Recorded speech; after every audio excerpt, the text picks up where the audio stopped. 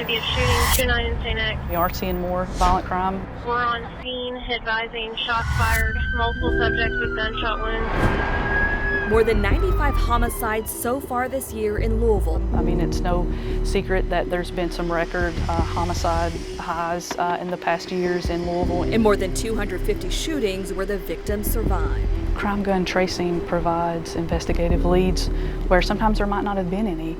And those victims who are violent to gun crimes, they deserve that. WDRB Investigates is seeing how guns are traced more than 500 miles from Louisville at the ATF National Tracing Center in Martinsburg, West Virginia. It's the U.S.'s only crime gun tracing facility. The goal here, to help provide investigative leads for federal, state, and local law enforcement agencies. We're looking at inside the gun, from the ballistic evidence from NIBIN to outside the gun, to make the model tracing that, to get those investigative leads and to solve the crime, and not just solve that crime, but prevent another gun crime from occurring. ATF says it receives about 1,800 firearms trace requests each day from law enforcement. Routine requests can take about 7 days, but some are deemed urgent. And an urgent trace, our objective is to get those done within 24 hours. Oftentimes it's a matter of hours or minutes that we're completing those urgent traces. The Old National Bank shooting is still on the minds of many people in Louisville. That gun was traced pretty quickly. Is that because it was traced here?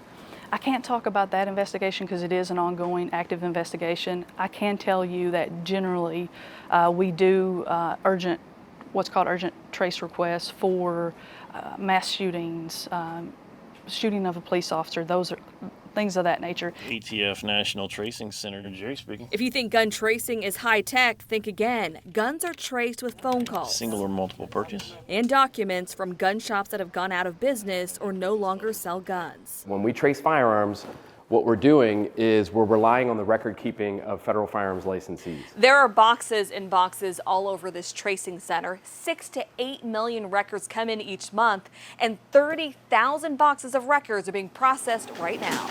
From the outside looking in, it may seem like a lot of paper, and it certainly is. And the firearms industry just historically has kind of been this sort of old school operation where everything is captured in hard copy format.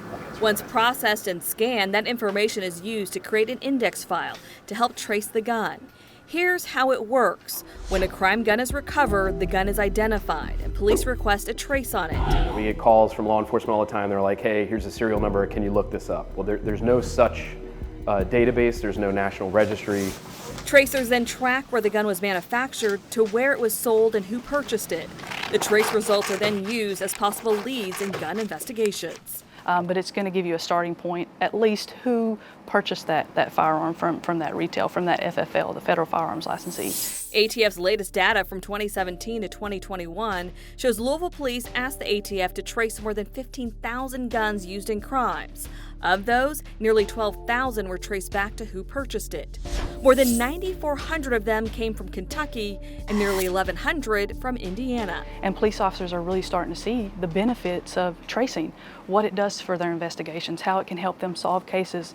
And so the past 2 years, in 2021 and 2022, we're around 7,000 firearm traces, crime gun traces. And this year we're on pace to be a little over 9,000. The first step is reboxing everything.